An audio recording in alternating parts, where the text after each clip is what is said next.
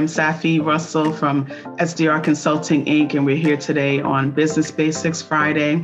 The goal of this session is to provide some value to small business owners in the space of tax, accounting, and general business, and then have an open Q&A at the end. Hello, everyone. Happy Friday. Welcome to Business Basics Friday.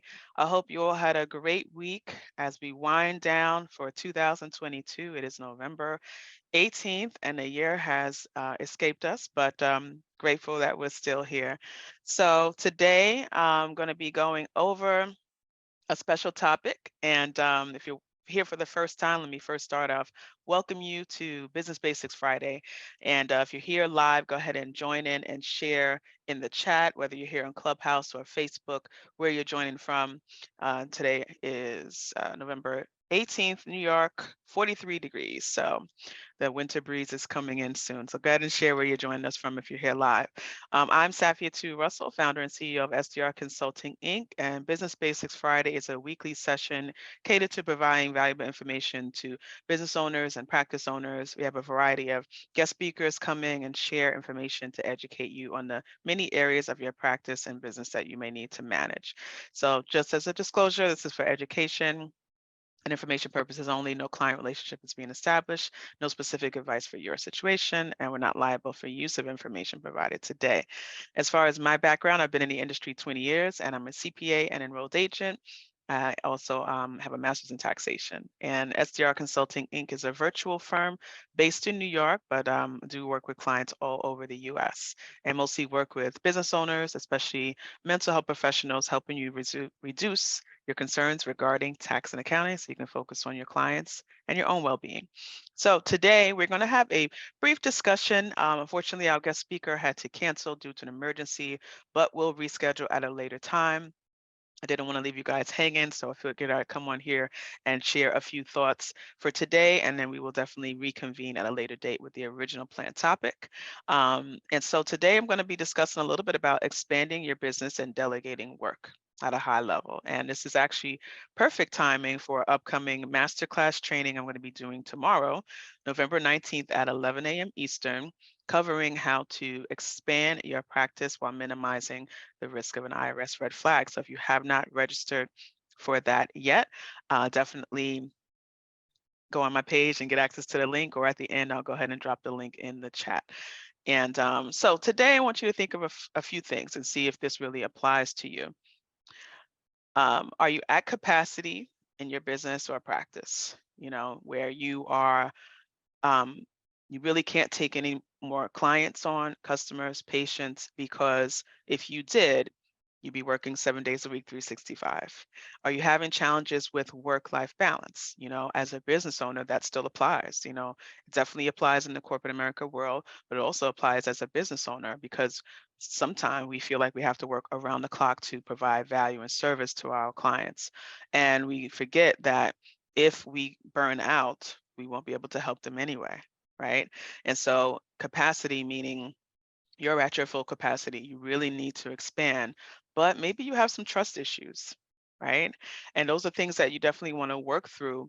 Sorry, getting pop-ups here. I want to make sure everyone's covered.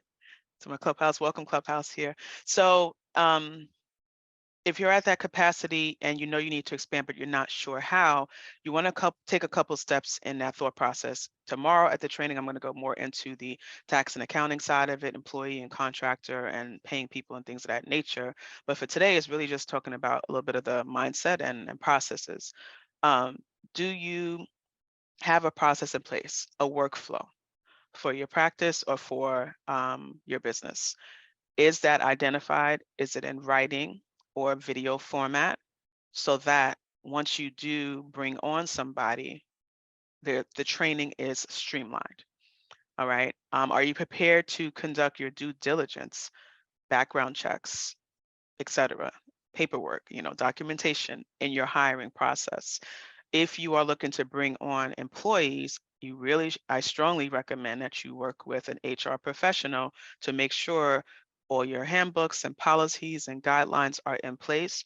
Payments are, the pay arrangement for that person and the job description is clear cut.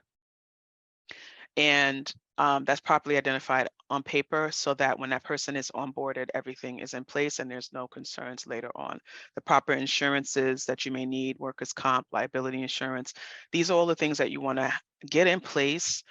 Ideally before you're ready to expand, right? So that you're not scrambling, but you really don't want to rush and expand without having these things in place.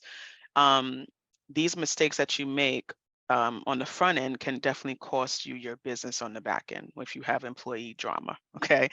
And then the classification of employee versus contra, very, very important. I'm going to talk about it more tomorrow, but you want to make sure you fully understand how that works and that it is not based on what you or the staff member wants, but based on their role, responsibilities, and a lot of other factors, okay, of whether they are truly an employee or contractor. So make sure that decision is made wisely.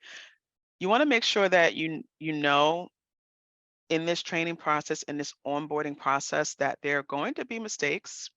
It is going to be a learning curve involved, and it's a learning curve on both ends, right? In working with that new staff member, whether it's an admin role, a fellow, a clinician, therapist, contractor, there's going to be some learning curve mistakes, and having the patience to learn together through that process, whether it be communication or misunderstandings, is going to happen. We're not working with machines, we're working with people. None of us are perfect. And so, having the patience for that, and also having processes in place so that maybe something, if something wasn't clear, you can correct that issue. Okay. So in terms of expanding, these are the things you want to do on the front end and also have the proper mindset about it. Now, what to delegate, right? You really want to take some time to look at your current business and practice and look at the tasks that you're doing that may not be as productive. Where do you provide the most value in your business or practice? Um, is it, testing, if you're a psychologist? Is it medication management? Is it providing therapy? Or is it insurance billing, marketing, administrative work? Where do you provide the most value? And as you start to identify that, you can look at the tasks that maybe are not as productive for you that could be delegated to the person you're looking to expand with. Identifying those things ahead of time will also show you who you need to hire or expand with. Maybe you don't need admin support. Maybe you need another therapist or fellow, whatever line of business you're in, marketing person, someone to run ads, to come in and help you make more income. Maybe you do need that admin to take some of those non-productive things off your plate so you can focus on bringing in income. So as you identify those tasks, it helps you identify the need in your business, where it is, and then hire accordingly. Now, of course, with the tax and accounting background, you want to make sure that you can afford to bring on this person. And I'll talk more about that tomorrow, so I won't spill the beans, but you need to know your numbers in order to make that determination. These important decisions in expanding and delegating a lot of times start with understanding your numbers as well as understanding the mindset around hiring somebody. So where do you provide the most value? And then slowly identifying those tasks that could be delegated to others. That's really, really important to identify. Um, Once you identify that, then you can, take that person through that streamlined process of training and workflows that's documented so that in the event that you're unable to be there present, God forbid something happens, you have an emergency, can your business or practice continue to run if you're not there, right? That's how you want to think about it. If someone came in brand new day one, let's say they couldn't, you couldn't train them. Do you have something in place to lay out exactly what needs to be done so there's no hitches in your business? And that takes some thought, right? You do need to designate some time to sit down and write that out. And if you don't have a streamlined process, you want to establish one. It'll be helpful for yourself and also future staff that you hire. Okay. And so these are some of the things I just wanted to share briefly today. As I mentioned, we will be rescheduling the original topic for today about delegating tasks and culture in your business. But being that I'm talking about expanding your practice and business tomorrow at 11 o'clock Eastern, I wanted to come on today and just kind of highlight that and have you think about some of the tasks and best practices to implement in expanding your business. All right. So if anyone has any questions, I'm going to hang around another minute or so, and I'm going to go ahead and put in the chat here the link to the masterclass training that will be tomorrow at 11 a.m.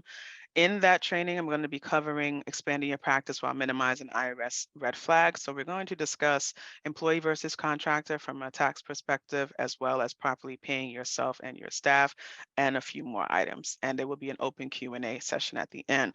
This is a free training, about an hour. Definitely jump on it while it is free. And so we will continue on the expansion topic tomorrow. But once again, for delegating, first you want to make sure you understand what you need to delegate. By having that process in place, make sure you have all your due diligence done as far as protocol, handbooks, payroll company you're going to use. You don't want to just be paying people randomly via Zelle and Venmo, for example, and get all those things in place on the front end. If you're not sure what to do before you do, get the guidance and ask. All right. So in the chat there is the link to the masterclass. And if there are no questions, we're going to go ahead and wrap up the session for today. Thank you again for joining, and sorry about the last minute reschedule due to emergency, but I know you understand things come up. And so feel free to connect with me about any future topics that you'd love to hear about. Happy Thanksgiving to everyone next week who celebrates. We will not be here next Friday. All right, enjoy that time with your family and stay tuned for the next date and topic for Business Basics Friday. Again, Safie Russell, founder and CEO of SDR Consulting, Inc. And to follow me online, my website is sdrconsultinginc.com. You can find me on social media at Safie Russell CPA. And that is on Facebook as well as Instagram. You can also just search for SDR Consultant. I'm sure a bunch of stuff will come up. All right, guys. So I wanted to just hop in and still do the live session today, even though we need to reschedule. I hope these quick tips provided some value to you, and enjoy the rest of your weekend and stay safe out there. Take care. Bye-bye.